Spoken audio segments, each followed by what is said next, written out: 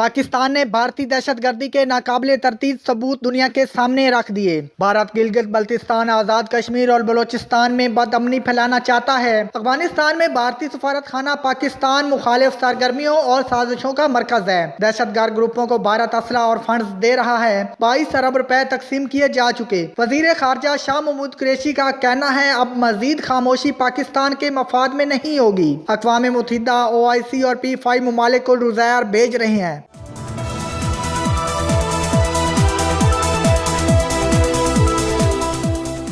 CPEC को sabotage कर रहा है। उन्होंने एक सेल इस्टेब्लिश किया है।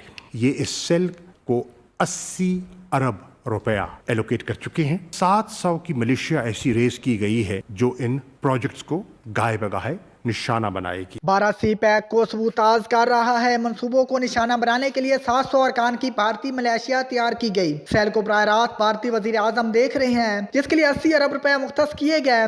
वजीर खारजा और DG ISPR की प्रेस कॉन्फ्रेंस। शाह महमूद कुरैशी मजीद बोले, तखरीबकारी के कई मनसूबे सिक्योरिटी इदारों ने नाकाम बनाए। CPEC की हिफाजत के लिए पाकिस्तान के जवान तैयार हैं।